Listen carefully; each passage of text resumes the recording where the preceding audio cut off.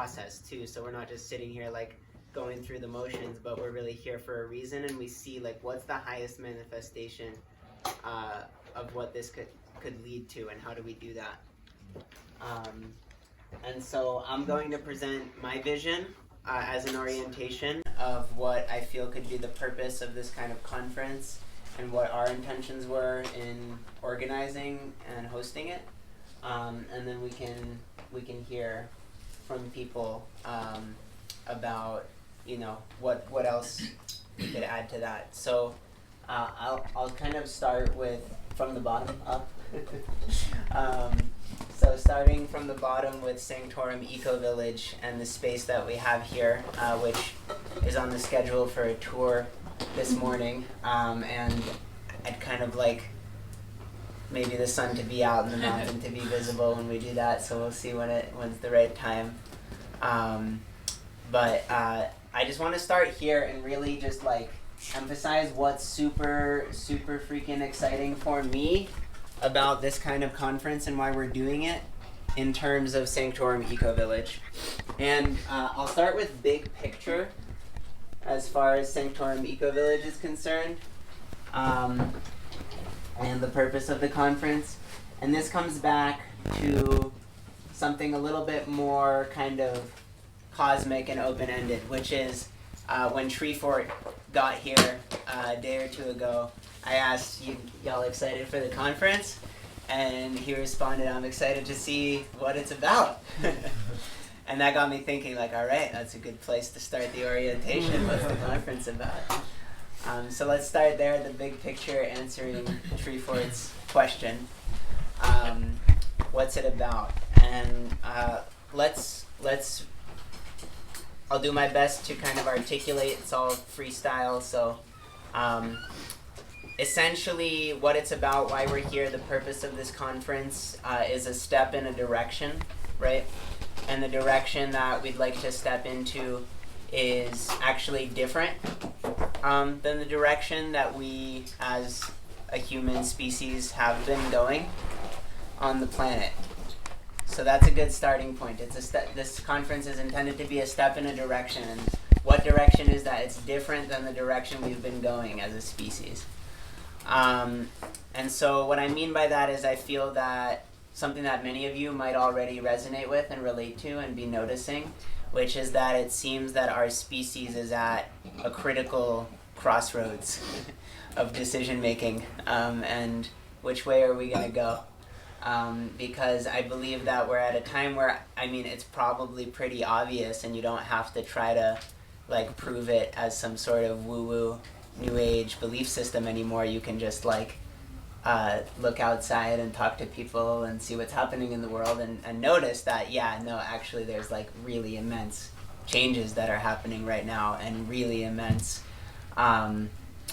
fragility to the old systems that have been in place that we've relied on, and big movements of collective energy that are affecting everything from how we get our food to how we get our housing, and our community and our information and so on and so forth. So really the whole system, that's the point, like the holistic system of civilization and society and culture as we know it is at a point where it's like, all right, maybe what we've been doing is expiring.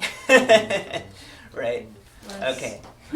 So y'all feel that, right? Y'all see what I'm talking about. Okay. So that's a big aspect of the purpose of the conference, is to acknowledge that, come together and say there's kind of an expiration date here.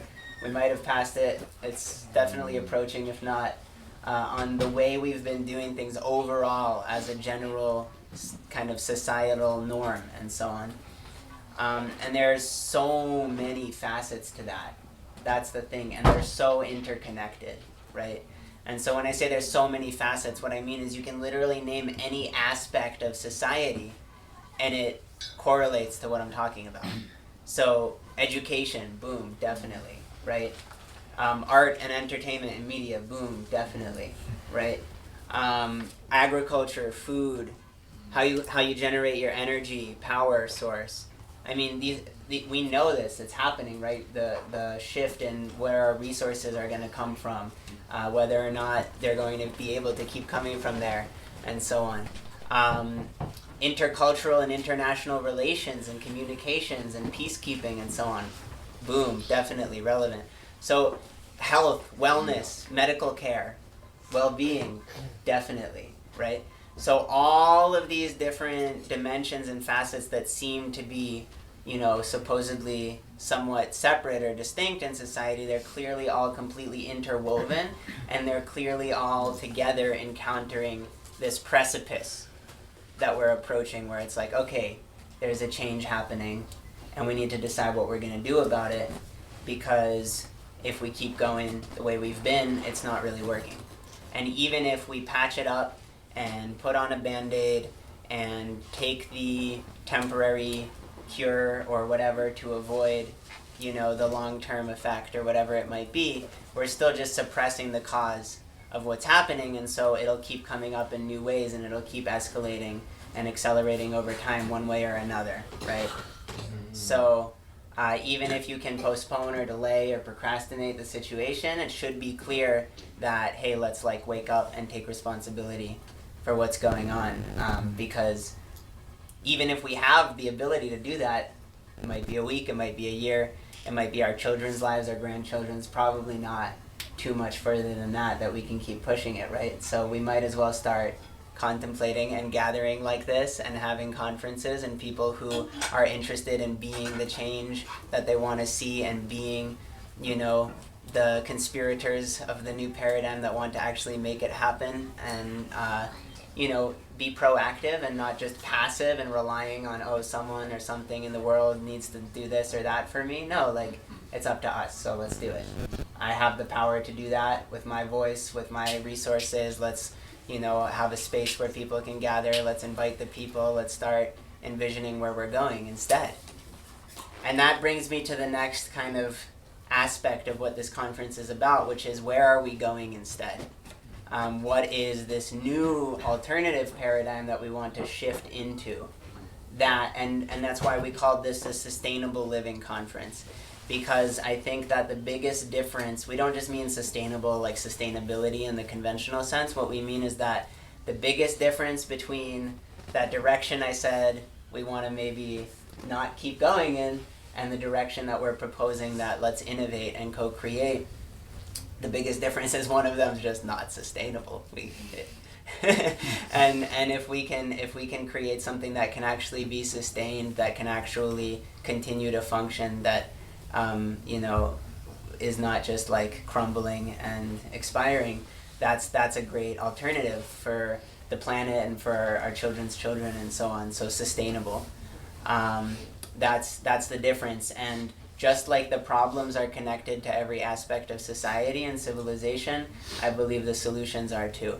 So creating a system that makes the old systems obsolete, I believe, requires us to create systems that are truly holistic and all-inclusive, all-encompassing, that address every aspect of society. And that's exactly what this conference is for and what it's about, which is to bring people in who, well, I said like education, there's that, right? Construction, boom, there's one, let's talk about it.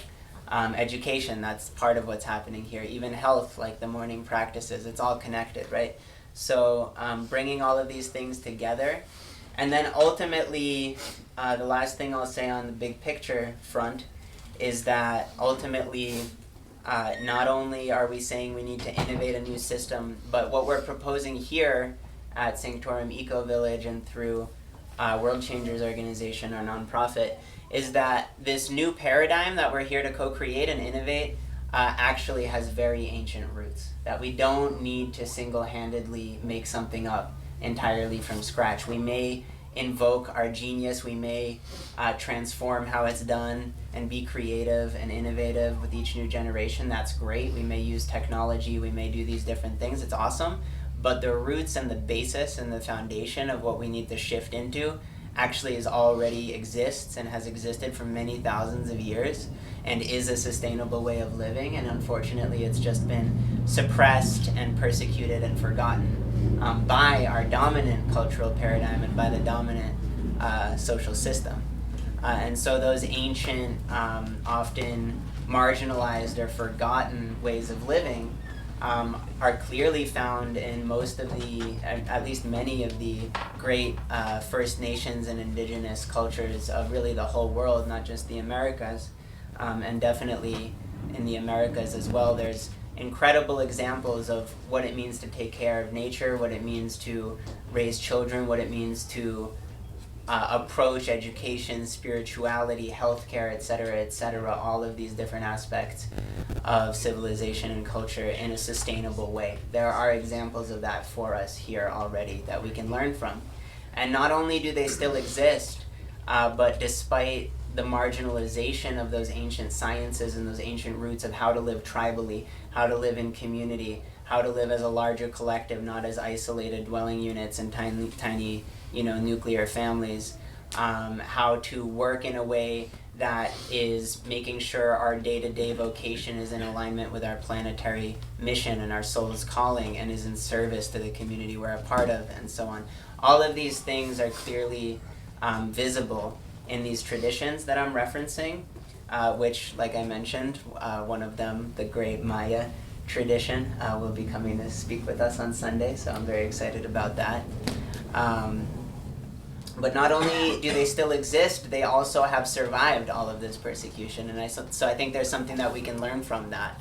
And Waida will be sharing a little bit as a fellow student around the Inca tradition, and really all of the different esoteric streams of wisdom are rooted in this kind of ancient, original, tribal knowledge and transmission of like how to live together in harmony with each other and with nature. So, that's a theory. It may be flawed, it may be imperfect, what I'm saying, but I think that it has some basis and some truth. So I think it's worth considering. And I also want to point out that there's kind of this. Many of those traditions have a prophecy that this time will come, and that's true too. And many of those traditions point out that when this time comes, people from all different backgrounds and all different cultures will show up and realize that they need to reconnect with that ancestral knowledge and that original wisdom and learn about it. And so here we are learning about it. If there's time, maybe we'll see if there's a chance to watch the movie Oluna, which is another great example of how the Kogi Nation in Colombia represents what I'm talking about. And if we don't have time, you can watch it on your own. It's good homework. And then, so the last thing I wanted to point out about this is that this new system that we're here to innovate, and this holistic kind of inclusive vision for an alternative approach to living on the planet together in greater harmony with each other, nature, the self, the all, is ultimately based not just in some ancient traditions, but in the maturity of our own consciousness. That's like the core point that I want to make, is that it's a transformation of consciousness, that it's an expansion of our awareness, that it's a change in our state of being, and even more than that, kind of the degree of awareness we've cultivated some consistency in. So, yeah, maybe. So, essentially,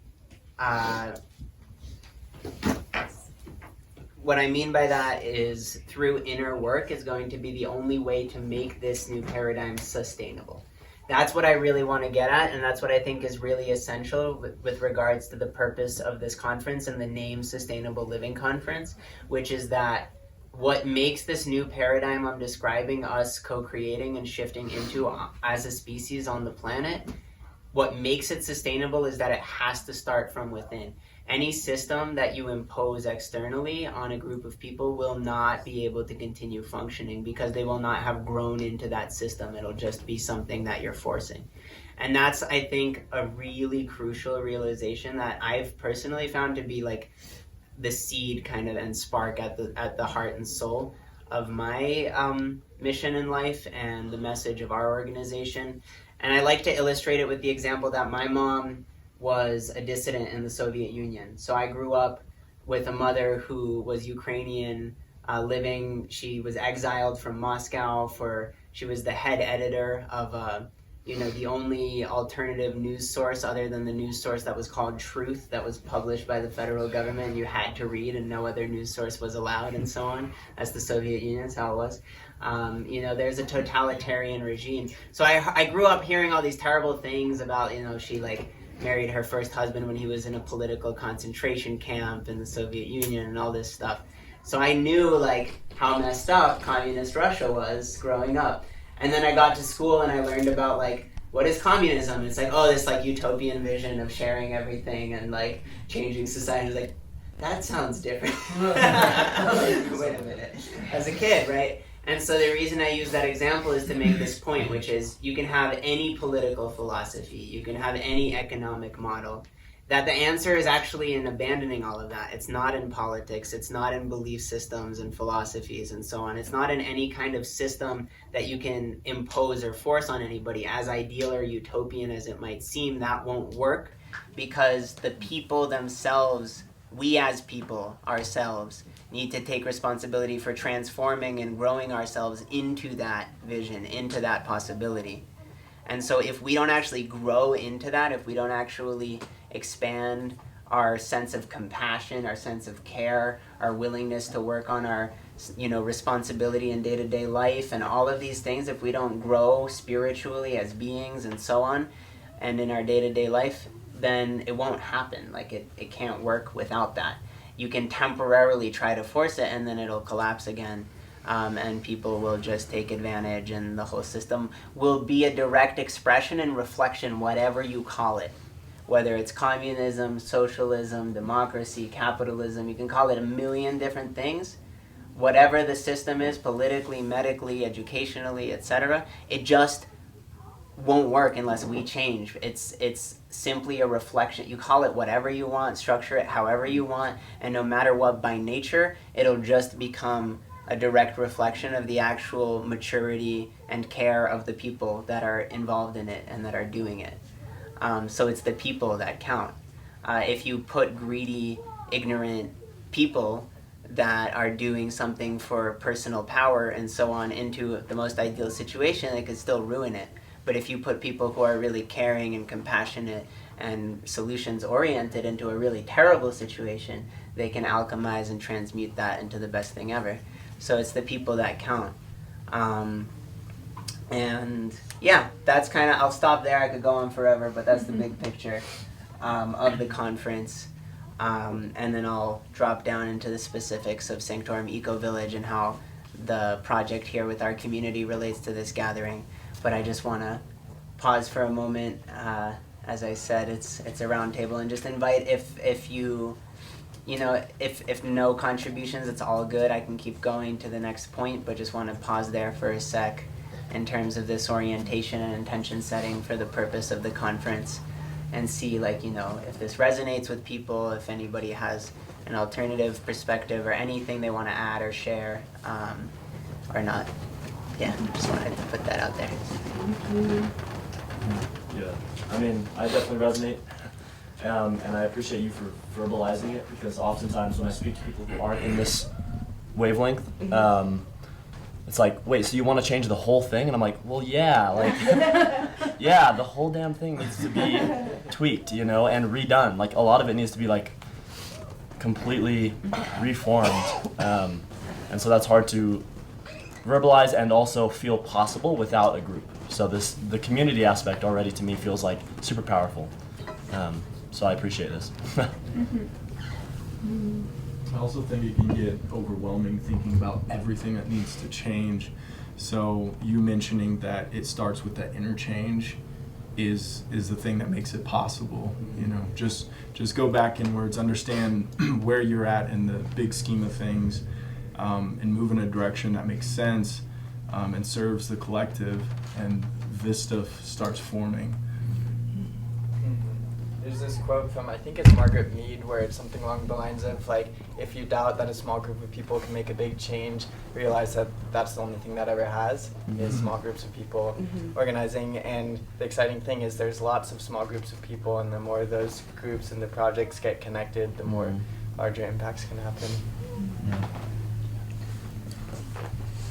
That's so just to jump back in, that's a really exciting comment from Bloom to emphasize, just in terms of the specific purposes of the Ecovillage and this conference and the collaborations and so on, is just to also mention that part of it is exactly what Bloom just said, which is that there's many movements and there's a large global movement, and the reason we're doing this is to connect. You know, there's other people in Colorado, there's other people not in Colorado already on this wavelength, so that's another aspect of it, is linking. And maybe next year we'll take it to the next level. Bloom and I have been talking about, like, as part of this conference, it might not happen this first year, but we've been talking about many possibilities, like, oh, what if we, like, get we know a lot of people, call all the eco-villages, get them on one Zoom call together, and so on. Did anyone else want to jump in? I just want to express, like, heartfelt gratitude for every person here and just every human that's stepping up to the plate right now. I'm actually going to do this.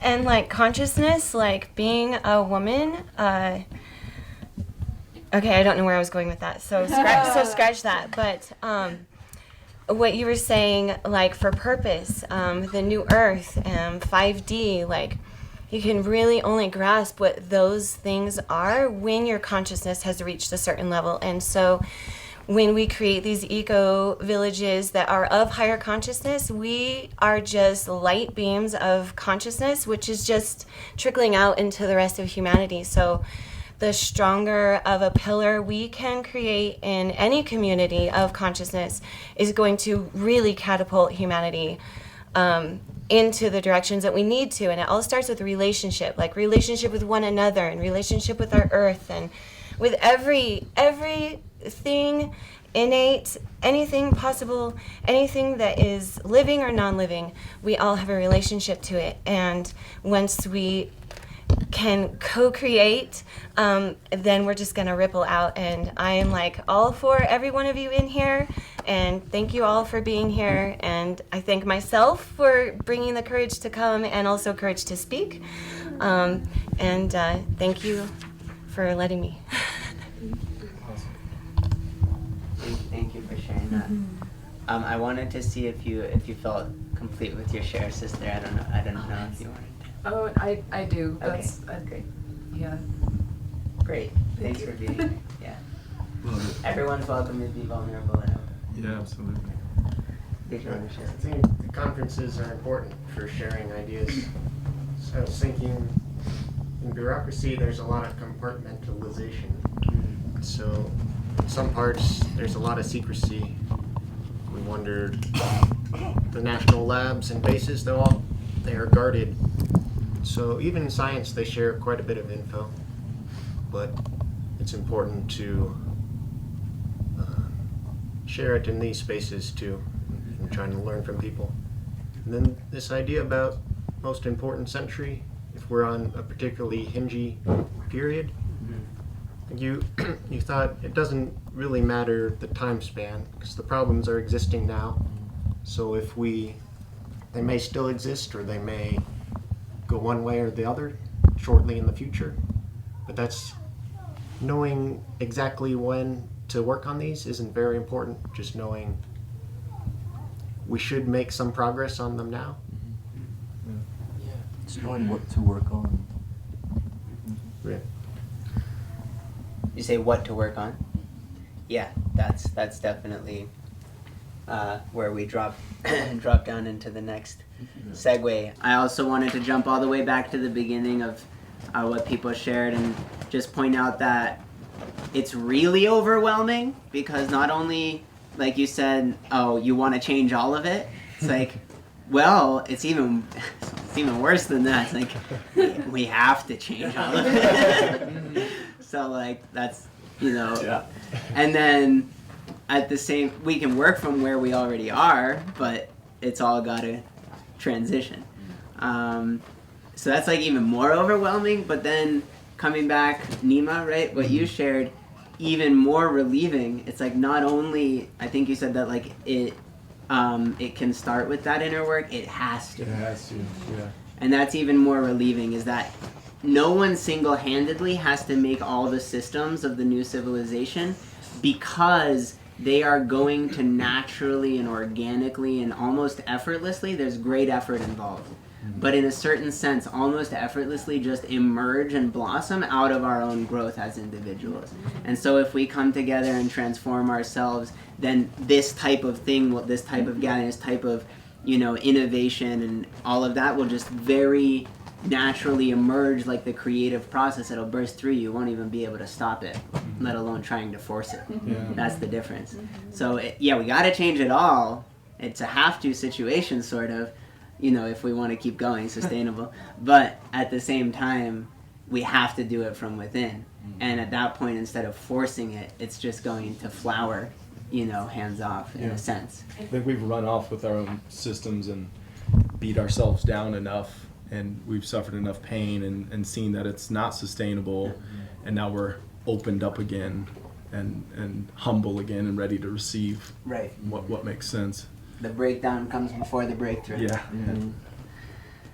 Okay, so since somebody asked what do we work on, let's drop into the next kind of level here, which is to say what we're doing here on this land and the purpose of Sanctorum Ecovillage.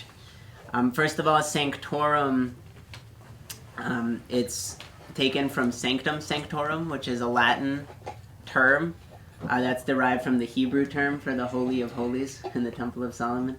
So that houses the Ark. So essentially all it means is Sanctum Sanctorum is like the innermost sanctum of the temple.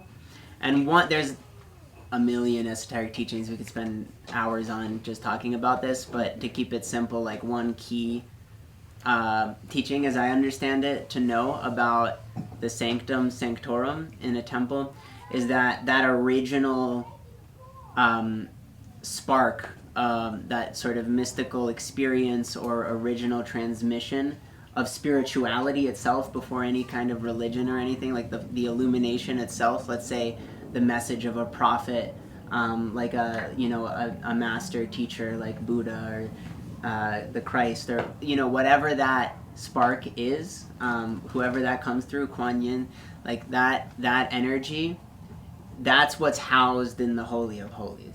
And then we start to build elaborations and put a box around the box and a really special box to house the box around the box, and that box is like, and that's what creates this layering into the Holy of Holies through the different levels of the temple. And then there's a system and a this thing and a that thing, but at the core of it, at the heart of it, there's the original, true, raw, natural source of it. So we just you've given it a name, you've made it into something else. Right. It's not true source. It's nameless. Right.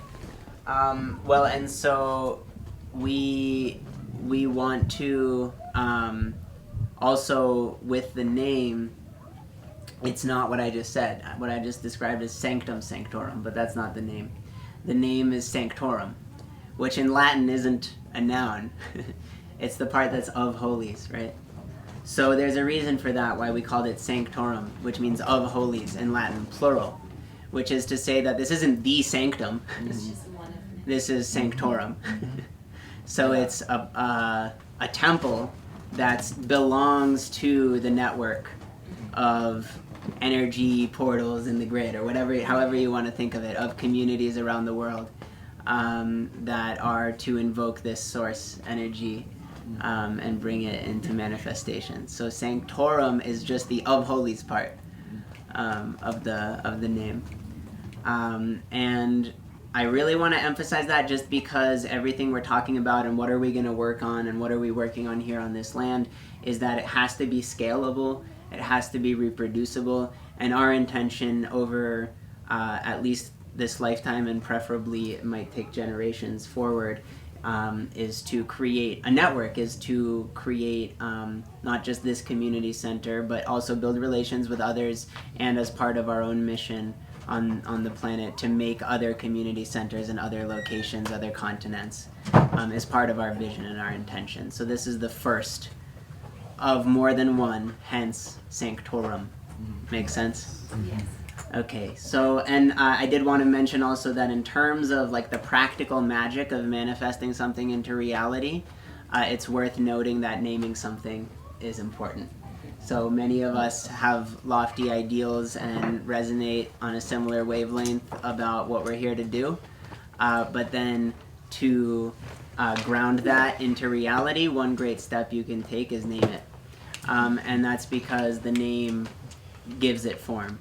And naming something also can give you some ability or influence over what it is, where it's going. Just like drawing, writing, working with others, all of these things make it happen. So that is a little bit about the name, and we can get into our vision here. I want to welcome Padme. What's up, brother? Thank you. Yeah, I'm giving a opening orientation presentation on just a little bit about the purpose of the conference, why we're here, based on Treefort's question about what is the conference all about a couple of days ago, and we're trying to find out. And also it's throughout the whole weekend roundtable, so everyone's welcome to take yesterday's sharing circle into popcorn style and make their contributions as they feel. Yeah. Came in at perfect timing then. Great. So yeah, I'll just get right into it, get practical. I feel like that's a lot of big picture already. Practically speaking, what we're doing here, creating a land-based community. We've got 40 acres. We'll walk around a little bit at some point during the weekend. We've got, I feel very important, our connection to Tavakavi, which is the original indigenous name for the mountain that you can see from the land when it's not cloudy over in the west. I mention that because, as y'all know, like a big part of what we're doing is rooted in these ancient sciences, and a big part of these sciences is understanding that all of these elements of nature are alive. So that mountain is a being, that's an ancestor, that's a great soul that's here guiding us too. And so Tava Kaivi means mountain of the sun, and in the different languages, this mountain, which people now call Pikes Peak, which is hilarious, by the way, just in case you didn't. Yeah, just in case, many of you, if you're from the Springs, you know, but for those of you who don't, welcome to Ellicott, best place ever. And one of the funny things about Pikes Peak is that all of the like actual historical documents and interviews with natives and stuff is like, yeah, Pikes Peak has been the sacred site of our ancestors for thousands of years. We go there every year. And then this guy, Albert Pike, came, and it was like winter, and he was like, I'm gonna try to get up there. And he got like a little bit of the ways up, and it got really snowy, and we were all like, what the heck are you doing? Can you not tell where the cloud is? And they all like freaking froze and ran away and ran back down the mountain, never climbed it, and then called it Pikes Peak. Wow. Anyways, the original name is Tavakavi, and one thing you can tell by living here on this land is why it's called Mountain of the Sun, or Sun Mountain, is that when it's not cloudy at sunrise, the first thing you see in the east, even to some extent like before the sun is really hitting you in the east, you just see this like glowing illumination of the mountain peak in the west, like it's almost from within translucent with sunlight, especially when there's a little snow on the peak. It's also called the mountain that holds up the sky, or the mountain that touches the heavens. And one of the reasons for that is because the indigenous people of these lands, in their mythologies and their teachings and their tradition, their knowledge and memory, they basically share that their people, it's not that they like evolved from the ocean or from the ground or something like that, but that they came here from the stars, and that the top of that mountain is where Creator placed them to come into this valley and so on. So it's through the mountain that touches the sky, or that holds up the heavens, that the people arrive on the land. And that name is Uto-Aztecan, which is very interesting. We'll be hearing from an Aztec woman later today on Zoom. Uto-Aztecan is very interesting because Uto is related to the Ute tribe, which is related to Utah. Aztecan clearly is related to Aztec, and goes all the way down through New Mexico into Mexico. And so one of the kind of vibes you can pick up on in this region is actually that not just the southwestern vibe, but the deep, like, ancient trade route, cultural exchange connection all the way from this land right here through Mexico down into the south. And like the Cocopelli image of the fertility, that image has been found carved as far south as Peru. And images like the Chicana from Peru have been found, as far north as this area. And so Garden of the Gods in this whole region where we are has been, especially in those sacred sites, a very, very ancient and very sacred intertribal gathering zone, peaceful, nonviolent place where many different cultures intersect and many different tribes connect. I won't go more into that, but just wanted to share a little bit about the land that we're on and honor that background. And then just say, like, our vision here is to create a sustainable living model. And so part of that is also to grow food. So this is one of our intentions, that we're open to volunteer support, and we're open to sharing if there's extra food we grow. And we have some greenhouses already set up and some garden beds, and we'll be making more. And we have our compost, and our neighbors offered to share their manure from their animals. There's free mulch in town, and so one of the first steps to be able to grow here will involve soil remediation and moisture retention. And so I'm not gonna speak on these things. I'm not an expert. We have speakers throughout the weekend getting into all of this. But I just want to point out that that's a big part of what we're doing here. People have talked to us about trees that grow well here, which kind of aligns with some of the visions we've been having. People have been talking about trees that can be donated here, which really aligns with the work that we're going to hear from Nicole of Root to Heaven today on Zoom. And that's a tree planting and reforestation organization that's already been here, and that has a bunch of pollinator plants that need to go in the ground this week. And so this is actually a big part of what we're kind of inviting everyone to be a part of here, is like hands-on experience if you want, whether it's during the weekend, whether it's next week, helping out, actually planting some plants in the ground that we need to get done right now.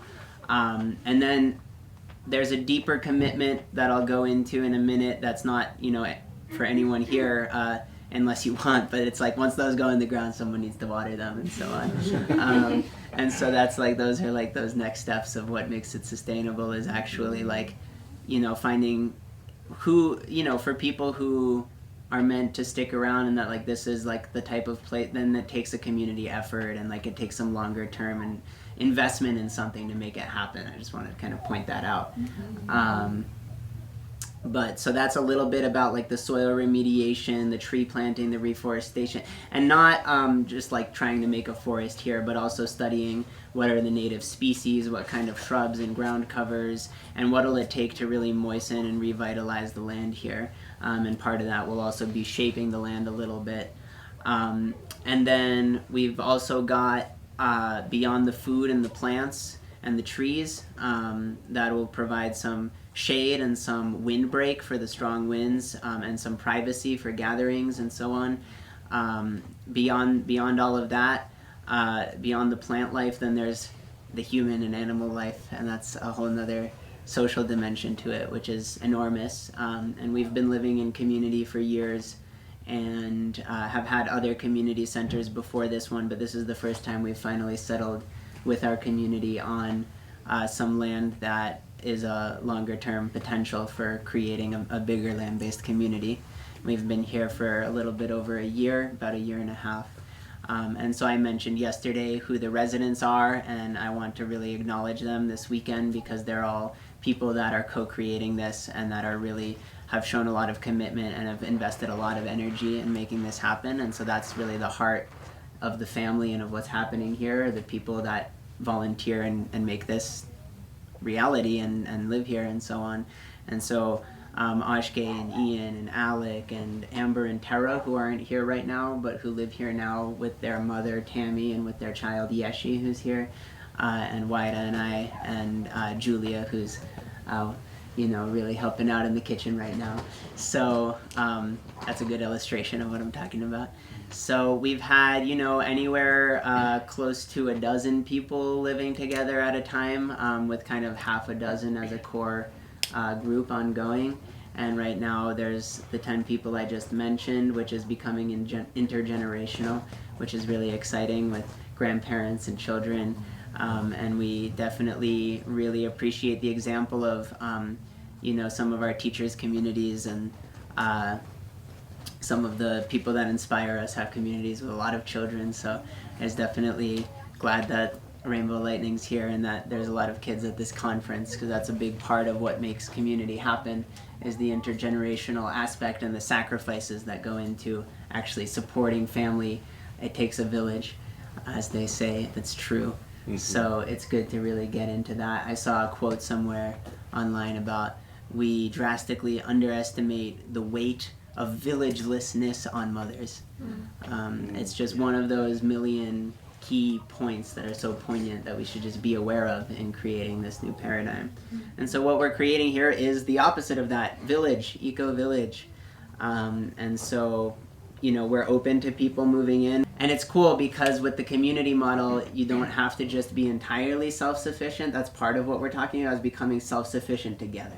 Yes. So there's an interdependent aspect rather than just an independent aspect. Independent from a certain centralized mode, but interdependent with each other as well. And so in that model, you can have composting toilets, you can have an outdoor kitchen, you can have all of these things, shared resources, right? While also having, a room with more space, because you don't have to try to fit a bathroom in there and so on. Yeah. I just have some question about what are your capabilities of doing compost in toilets, gray water, or water catchment in this area? And yeah, that's a great question. I think let's definitely spend a moment on it and also just come back to it during the weekend, just because I think the reason we've got 3 days is to dive more in, and also the reason we've got a community is so, it's not all on me to kind of study each question, but we can do it together and everyone contribute. But just the super brief answer from my limited understanding on a lot of these topics is that essentially there's a lot of flexibility here compared to almost any other location, because of just the culture and the politics around here is just particularly hands-off. So we would need to probably talk to the county to get more information as we go through our rezoning process in the coming year for multiple use approval, which will make they don't have like an eco-village zoning. But when we got this land, we called them about it, and I was looking at the land, and I called the county. I was in the car with Ian and Ashke, and this woman, and she was like, hey, representing El Paso County, and I was like, hey, so like if I wanted to like start an eco-village and have festivals and stuff, I didn't say it exactly like that, but I described that sort of vibe, like on some land, like could we do that in Colorado Springs, or should we take our money elsewhere? And she was like, well, and I didn't say that we got this land or anything. I was like, if we're thinking about getting land somewhere, should we do that? And she was just like, well, if you have at least 40 acres, it could work. Otherwise, there'd be a zoning issue. 35, yeah. So essentially, that was a good step, and she gave us a lot of useful information. I think we'll be able to set up some different structures and things with some flexibility, and we'll just have to figure it out. I kind of want to move on now, because that's a good segue from the people and the community, which is the main point there was just people are welcome. There's 10 of us here right now. We're now going to start opening slowly to grow the community, which I say slowly, and then a lot of times things expand quickly, so we'll see what happens. But as we have structures available, there's many different models if people have their own campers and things that we can discuss, but we can't overwhelm the systems here too quickly. So it has to be a good fit, and there's a lot that goes into that. So I just wanted to put that out there. that we're now going to be very slowly, gradually finding the right fit for people who want to live here and want to participate in that vision and co-create it, both with the inner work and the actual Ecovillage project and nonprofit. And then this is a segue into structures, the vision of what we're building here, which is these are kind of building blocks of society and civilization, like grow your food, take care of your land, build your structures, your dwellings, your temples, have your people, your family, your gatherings. Like these are the Masonic stones that they say Mason might come from the Taino word for maíz, which means corn. So the three sisters, like what are the basic building blocks of creating the architecture of a new civilization? So corn and people to water it, and then houses and spaces to gather like this. So we've got the yurt up, which is great, very exciting. Thank you all for the inspiration to get on that. And we also, the big pile of steel materials over there is actually a fully prefabricated pavilion. It's a roof system. One of the nice kind of environmental aspects of these prefabricated steel buildings is that it may not be like the ideal green building strategy, but something I like about it is that there is a lot less waste on site. Like they know exactly what the design is, and they just bring that. You have all the materials on hand, and that's it. So because of that, it looks like it doesn't take up much space when it's laying out there. It's very compact, but just so you know what that whole pile is actually a structure that's significantly bigger than the entire main house over there.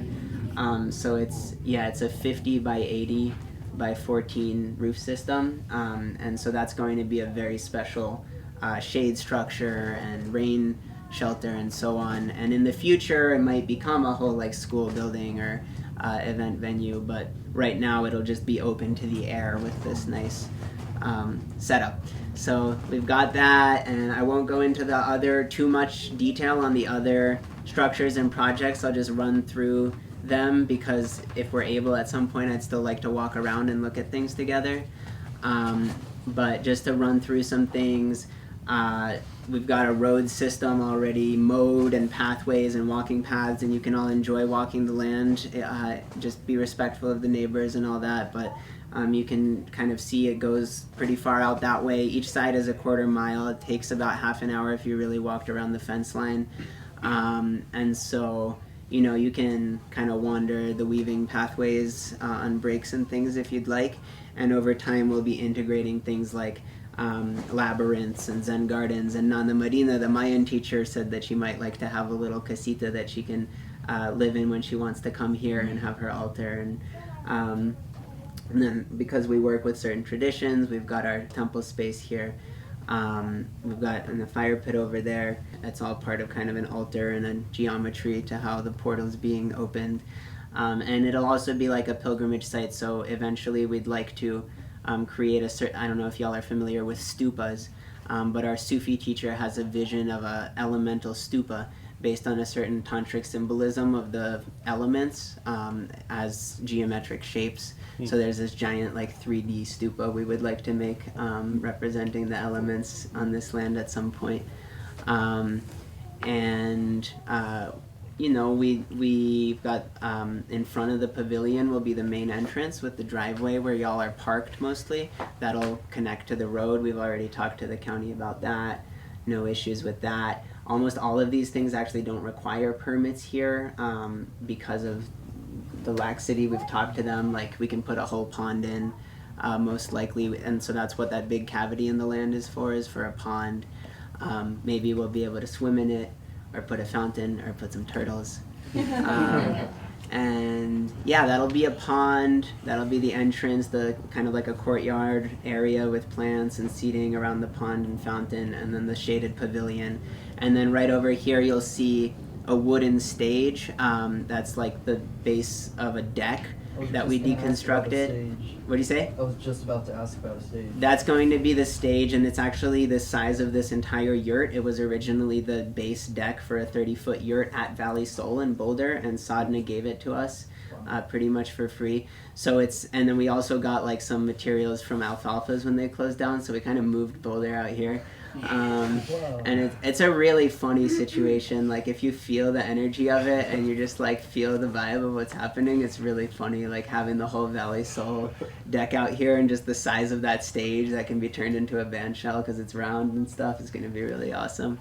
And this is all going to happen like in, you know, we're manifesting things pretty quickly. We'll need to fundraise a little bit, but this is just a little bit of a visual tour without going outside of some of the plans and structures here. And, you know, we're going to need all that to have, we already do HeartFire Festival events, you know, pretty regularly in recent years, and we'll be growing those here. So we'll need all of that set up for a really beautiful campus and really beautiful space, transformational mystery school campus for people to come into. And then, you know, with trees will be nice too. We'll be talking with somebody from the Terra Institute this weekend on Zoom, which is an absolute, we might watch part of that movie too, about Sebastião Salgado, the photographer. The reforestation they did in Brazil is incredible. So that'll be another great, inspiring interview, I think. And yeah, I just want to wrap it up here. So let's see, we've got our solar power powering everything. Please excuse the crashed car in front. That's actually an immense capacity solar battery that we got for a very, very tiny fraction of what it's worth, because our solar expert who'll be presenting here this weekend around the same time as Nick, who's the fungal biologist that's going to help us start our mushroom farm here, which would really like to talk with people if you're interested in these kinds of things, coming back for like hands-on mushroom growing workshops and contribute your knowledge about that and stuff. But anyways, Rab crashed his electric vehicle when he was here, and insurance didn't take into account the giant electric battery inside. And so if we're able to afford keeping that car, it's basically going to be a smart cart, like an art car combined with smart battery, that connects to the solar panel array that you may have seen out front, and that can even be wheeled to like the HeartFire Festival stage and like plug in and power everything. So anyways, that scratches the surface well enough. And why we originally envisioned putting together this gathering of homies and like-minded people to just like get together is, first of all, to everything I just said, and then also kind of test run, like when we do larger festivals, what's the impact going to be on the neighborhood? Can we make it work? And to invite all of you back in September for HeartFire Festival, which will be a much bigger event, kind of the next level. September 16th to 18th, we have a bunch of headliners and teachers confirmed to come in person. So it's going to be really incredible, probably about 200 people. And so y'all are very invited not only to attend, but to be, especially if you're here as contributors, participants, presenters, also, you know, co-create and co-promote and so on, and help the festival happen here in September and beyond. So this is an opportunity to help us plant trees. Saoirse's coming with trees. It's an opportunity to learn how to grow mushrooms. Nick's coming with mushrooms. It's an opportunity to come back and help out even more with the pollinators that we need to plant this week, and the manure we need to bring over, and the mulch we need to pick up. It's all of that. Helping with the Ecovillage, even spending some time here if you want. And then it's also a segue into hosting larger festivals as well. So that's kind of the essence I wanted to get across. And we're all here to just make it what it is together. So thanks for listening to the orientation. The tour was virtual this time, but we'll it was in the mind's eye. We'll enjoy your own version of it, and then maybe we'll take like a nice quiet walk and see the different parts at some other moment that we can.